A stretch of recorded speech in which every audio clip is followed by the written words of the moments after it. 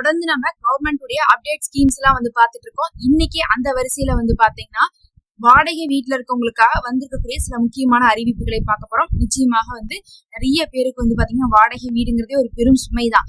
மாசம் மாசம் வாடகை கட்டி கொண்டே இருப்போம். எவ்வளவு சம்பாதிச்சாலும் ஒரு வாடகை கட்டுவதனாலேயே நமக்கு என்ன ஆயிருது, காசுல ஒரு சேமிப்பு இல்லாம போயிருது.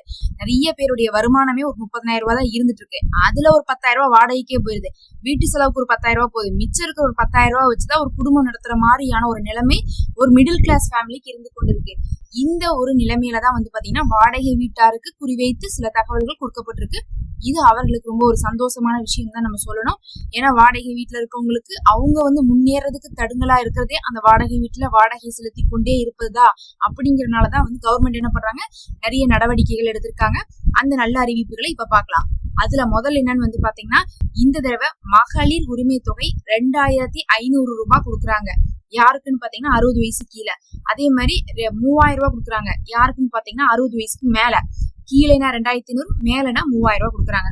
இதை யாருக்கு கொடுக்க போறாங்கன்னு பாத்தீங்கன்னா வாடகை வீட்டுல இருக்கவங்களுக்கு முன்னுரிமை கொடுத்து கொடுக்க போறாங்க. ஏன் அப்படி கொடுக்குறாங்கன்னா, ஏன்னா அவங்க சொந்த இடம் கூட இல்லாம சம்பாதனையில வாடகையை கட்டி வாழ்ந்துட்டு இருக்காங்க. வாடகையே அவங்களுக்கு பெரும் சுமையா இருக்கு. அதுக்கே கடன் வாங்குற நிலைமை இருக்கு. அது கூட அவங்களுக்கு சிரமமா இருக்கும் போது அவங்க கண்டிப்பா இந்த ஸ்கீமுக்கு எலிஜிபிள்னு சொல்லிட்டு மகளிர் உரிமை தொகைக்கு 2,500 ரூபாவும், அதே மாதிரி 60 வயசுக்கு மேல இருக்கக்கூடிய முதியோர் தொகைக்கு 3,000 ரூபாவும் கொடுக்குறாங்க. அப்ப வாடகை வீட்டுல இருக்கவங்களுக்கு ஒரு பெரிய குட் நியூஸ், உங்களுக்கு இது கிடைக்க போகுதுன்ட்டு. இல்லையே நான் இதுக்கு முன்னாடி தான் வாங்கிட்டு இருக்கேன் அப்படின்னு சொன்னா, இதுக்கு முன்னாடி வாங்கிட்டு இருக்கக்கூடிய லிஸ்ட் எல்லாம் என்ன பண்ணிட்டு இருக்காங்க, மறுபரிசீலனை பண்ணிட்டு இருக்காங்க. எதுக்காகன்னு பாத்தீங்கன்னா இந்த தடவை கரெக்டான தேவையுள்ள நபர் தான் அதை வாங்குறாங்கன்னு உறுதிப்படுத்துறதுக்காக லிஸ்ட் எல்லாம் மறுபடியும் ஜென்ரேட் பண்றாங்க. அதனால இந்த தடவை வாங்கிட்டு இருக்கவங்க மறுபடியும் கேன்சல் செய்யறதுக்கான வாய்ப்புகள் இருக்குது. அவங்களை ரிஜெக்ட் பண்றதுக்கான வாய்ப்புகள் இருக்கு. இல்லாதவங்கள ஆட் பண்றதுக்கான வாய்ப்பு இருக்கு. நிறைய பேர் சொல்றாங்க, நாங்க வாடகை வீட்டுலதான் சிஸ்டர் இருக்கோம், ஆனாலும் எங்களுக்கு பாத்தீங்கன்னா மகளிர் உரிமை தொகையை கிடைக்கலன்னு வருத்தப்பட்டாங்க. கவலைப்படாதீங்க. இந்த தடவை யாரெல்லாம் போன தடவை ஏமாத்தி வாங்கினாங்களோ, சிலர்லாம் பாத்தீங்கன்னா கார் வச்சிருக்காங்க, வீடு வச்சிருக்காங்க, நல்ல வசதி இருக்கு, அவங்களுக்கு மாசம் மாசம் மகளிர் உரிமை தொகை போயிட்டு இருந்துச்சு. அப்படி இருக்கிறவங்கள கண்டுபிடிச்சு ரிமூவ் பண்ணி போட்டு அவசியமானவங்களை என்ன பண்ண போறாங்க, டார்கெட் பண்ணி அவங்களுக்கு கொடுக்க போறாங்க. அதனால இதுவரையும் வாங்கிட்டு இருந்தாலும் சரி, இந்த தடவை நம்ம வாங்குறதுக்குமே இதெல்லாம் செக் பண்ண போறாங்க. அதுல வாடகை வீட்டுல இருக்கவங்க பயப்பட தேவையில்லை. நீங்க போன தடவை வாங்கிட்டு இருந்தாலும் உங்களுக்கு இந்த தடவை கிடைக்கும். இதுவரை வாங்காதவங்களுக்கு இந்த தடவை என்ன பண்ணுவாங்க, புதுசா கொடுக்க போறாங்க அப்படிங்கிற ஒரு பெரிய நல்ல செய்தியை சொல்லியிருக்காங்க. அடுத்து ரெண்டாவதா பாத்தீங்கன்னா இந்த வாடகை வீட்டுல இருக்கவங்களுக்கு சொந்த வீட்டையும் என்ன பண்ண போறாங்க, அதையும் சொல்லியிருந்தாங்க. விஜய் அவர்கள் அங்க அந்த மகளிர் தினத்தின் போது சில விஷயங்களை சொல்லும் போது என்ன சொன்னாங்கன்னா, நம்ம வாடகை வீட்டுல இருக்கவங்களுக்கு எல்லாம் சொந்த வீட்டை கூட ஏற்படுத்துற அளவுக்கான வாழ்வாதாரத்தை உயர்த்துவோம் அப்படின்னு சொல்லியிருந்தாங்க. அது நேரடியா சொந்த வீடு கொடுப்போம்னு சொல்லல, வாழ்வாதாரத்தை உயர்த்துவோம்னு சொல்லியிருந்தாங்க. எல்லாருக்குமே 2 சக்கர வாகனம் வீட்டுல இருக்கணும் அப்படிங்கறத சொல்லியிருந்தாங்க. அதுக்கான சில முயற்சிகள் பண்ணிட்டு இருக்காங்க. சிலருக்கு பட்டா கொடுத்துட்டு இருக்காங்க. யாரெல்லாம் பட்டா இல்லாம இருந்துட்டு இருக்காங்களோ அவங்களுக்கு பட்டா கொடுத்துட்டு இருக்காங்க. யாரெல்லாம் ரொம்ப நெருக்கடியான ஒரு இடத்துல இருந்துட்டு இருக்காங்களோ அவங்களுக்கு எல்லாம் இடம் ஒதுக்கி கொடுத்துட்டு இருக்காங்க. அதே மாதிரி வருங்காலத்துல வாடகை இல்லாதவங்களுக்கும் இடம் இவ்வளோன்னு சொல்லிட்டு கொடுக்க போறதாக செய்திகள் வந்து கொண்டுதான் இருக்கு. அப்படியே ஸ்டெப் பை ஸ்டெப்பா போய் வாடகை வீட்டுல இருக்கவங்களுடைய தரத்தை உயர்த்த போறதாக சொல்லியிருக்காங்க. அதுல பார்க்கும்போது வாடகை வீட்டுல இருக்கவங்களுக்கு ஒரு சில சலுகைகளும் என்ன பண்றாங்க, ஏற்படுத்தி தரப்போவதாக சொல்லியிருக்காங்க.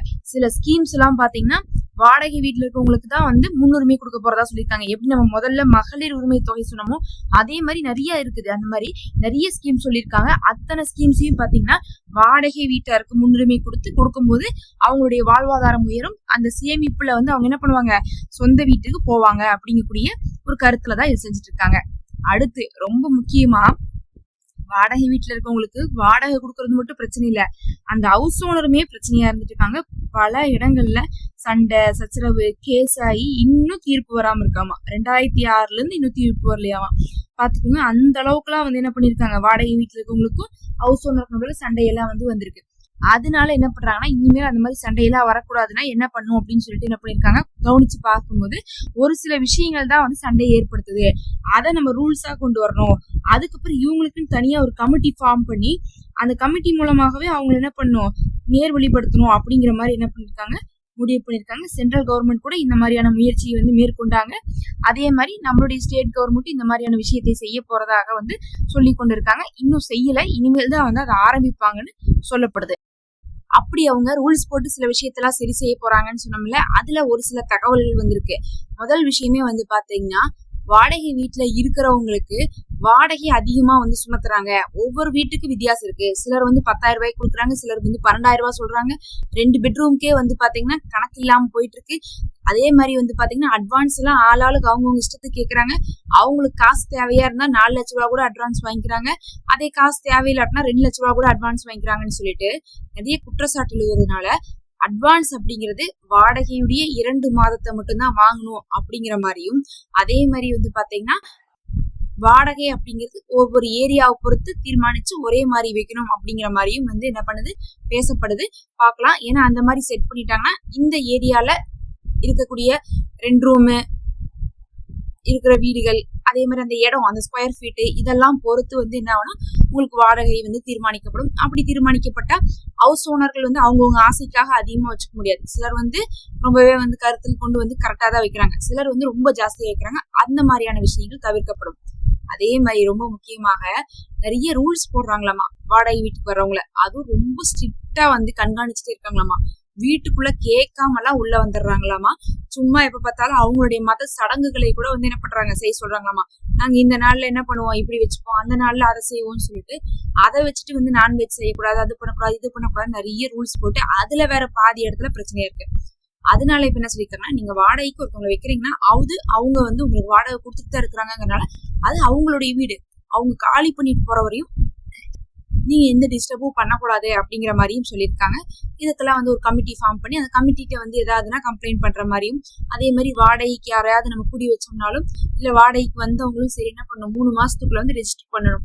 ஃபர்ஸ்ட் வாடகைக்கு வந்தவங்க ஆதார்ல அட்ரஸை மாத்தி நான் இங்கதான் இருக்கிறேன்னு சொல்லணும். அதே மாதிரி வீட்டு ஓனர் வந்து என்ன சொல்லணும், நான் இதுல வந்து எவ்வளவு வாடகை வாங்குறேன், எப்படி வாங்குறேன் அப்படின்னு சொல்லிட்டு பதிவிடணும். இது வந்து உங்களுக்கே தெரியும், டாக்ஸ் கலெக்ட் பண்றதுக்கு அவங்களுக்கு ஈஸியா இருக்கும். அதனால இந்த மாதிரி கொண்டு வாங்க, அப்பதான் உங்களுடைய பத்திரப்பதிவு செல்லுபடி ஆகும் அப்படிங்கிற மாதிரி எல்லாம் சொல்லிட்டு இருக்காங்க. அது இந்த தடவையாவது வந்து செய்வாங்கன்னு சொல்லிட்டு எதிர்பார்க்கப்படுது. ஏன்னா நிறைய பிரச்சனைகள் அதை சுத்தி வந்துட்டு இருந்தனால கடந்த ஆட்சியிலே வந்து அதை செய்ய போறாங்கன்னு எதிர்பார்க்கக்கூடிய நேரத்துலதான் எலெக்ஷன் வந்துருச்சு. அதனால வந்து பாத்தீங்கன்னா இது நிறைய ஸ்டேட்ல வந்து இருந்துட்டு தான் இருக்கு. அந்த மாதிரி இங்கேயும் வந்து செய்யலாம் அப்படிங்கக்கூடிய ஒரு பேச்சுகளும் போயிட்டு இருக்கு. இது இல்லாம வந்து பாத்தீங்கன்னா வீட்டை வந்து அடிக்கடி காலி பண்ணிட்டு போங்க அப்படின்னு சொல்லிட்டு ஹவுஸ் ஓனர் சொல்லக்கூடாது. திடீர்னு வந்து என் பொண்ணு வந்து ஊர்ல இருந்து வருது, அவங்க வராங்க இவங்க வராங்கன்னு சொல்லிட்டு காலி பண்ண சொல்றதெல்லாம் தப்பு. அதனால என்ன பண்ணும், இவங்க எதா இருந்தாலும் முன்கூட்டியே அறிவிச்சிடணும். ஒரு 3 மாசம் வந்து டைம் கொடுத்துதான் யாரையும் வந்து வீடு காலி பண்ண சொல்லணும். அதே மாதிரி வந்து குடியிருக்கிறவங்களும் சொல்லாம கொள்ளாமலாம் காலி பண்ணிட்டு போக கூடாது. ஒரு 3 மாசத்துக்கு முன்னாடியே சொல்லிடணும். அதே மாதிரி வந்து முதல் தடவை வந்து அவங்க வந்து அக்ரிமெண்ட் போடும்போதே ஒரு 11 மாசம் இருக்கிற மாதிரி அக்ரிமெண்ட் பண்ணும். இந்த மாதிரி ஒரு சில விஷயங்கள் என்ன பண்ணிட்டு இருக்காங்க, ரூல்ஸா கொண்டு வந்துட்டா அதுல வந்து பாத்தீங்கன்னா கருத்தே வந்து வேறுபாடு வராது. இல்லாட்டினா ஆளாளுக்கு அவங்கவுங்க இஷ்டத்துக்கு பண்ணிட்டு இருக்காங்க அப்படின்னு சொல்லிட்டு பேசப்பட்டு இருக்கு. பொறுத்திருந்து பார்க்கலாம் இந்த ரூல்ஸ் எல்லாம் வருதான்ட்டு. எல்லாத்துக்கும் மேல வாடகை வீட்டுல இருக்கவங்களுக்கு வந்து பாத்தீங்கன்னா உங்களுக்கு நிறைய சலுகைகளும் அதுக்கப்புறம் ஸ்கீம்ஸ்க்கெல்லாம் வந்து எலிஜிபிளாகவும் உங்களை வச்சிருக்காங்க அப்படிங்கிறது ஒரு பெரிய ஒரு சந்தோஷமான விஷயம் தான். இதெல்லாம் தான் இப்ப வந்து தகவல்கள். இதை பத்தி மேலதிகமான தகவல் தெரிய மறக்காம சப்ஸ்கிரைப் பண்ணிக்கோங்க.